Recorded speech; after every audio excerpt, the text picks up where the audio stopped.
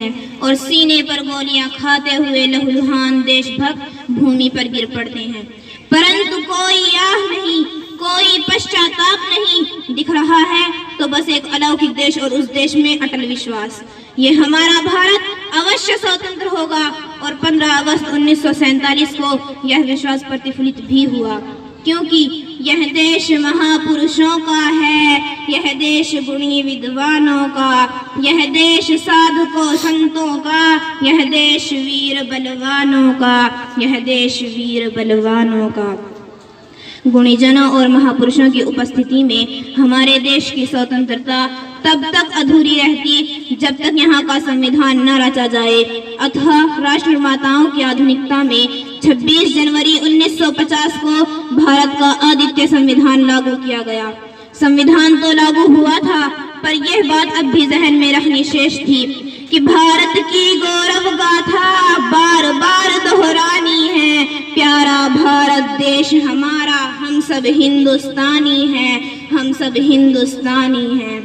परंतु अभी भी भारत के सामने ऐसी विषम परिस्थितियां थी जो मानव के सपनों को खंडित कर देती हैं। और तब मन में बस यही भाव जागने लगता है कि सोचा था अपने देश को खुशियों से सजाएंगे, क्षमता और सद्गुणों से भारत में बहारें लाएंगे। हाय आजादी के बाद क्या हो गया, कलाम के सपनों का भारत ना जाने कहाँ खो गया, ना जाने कहाँ खो गया।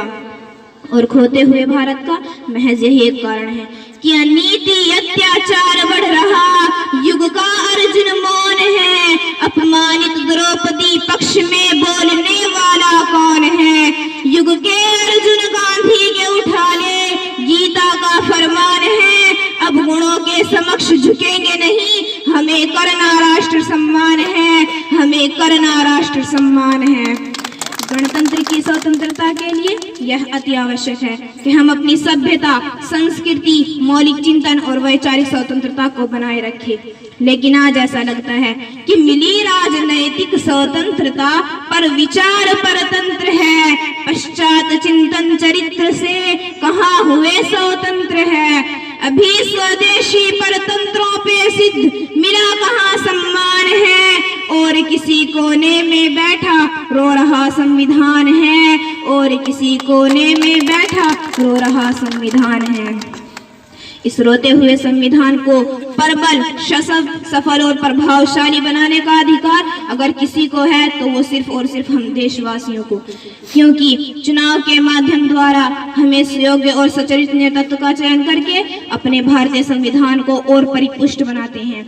और जैसा कि आप सब जानते ही हैं, चुनाव आयोग द्वारा दिल्ली में चुनाव का बिगुल बजाया जा चुका है। और ऐसे में हमें एक प्रण लेना है कि प्राणों में ले संकल्पों शक्ति मानवता के प्रति अचल भक्ति, तुम चढ़ोगे ढेर के शिखरों पर इंद्रिय सुखों से ले विरक्ति, इंद्रिय सुखों से ले विरक्ति।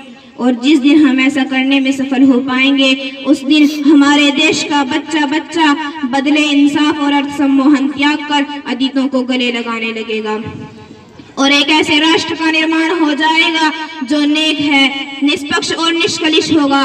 और तब हम ये कहने में पूर्णतः सक्षम हो पाएंगे कि कभी तिरंगे की छाया को शत्रु नहीं छू पाएगा। धैर्य, एकता और साहस से हर प्रश्न सुलझता जाएगा, हर प्रश्न सुलझता जाएगा।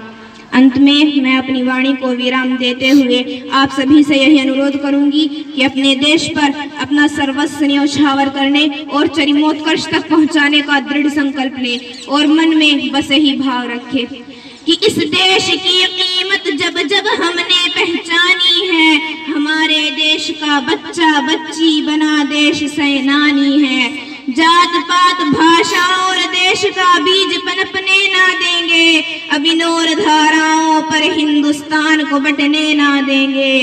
एकता के सतरंगों से सजाएंगे संसार को, गणतंत्र उपासक बनकर सच्चे उपहार देंगे राष्ट्र को, उपहार देंगे राष्ट्र को। जय हिंद, जय भारत।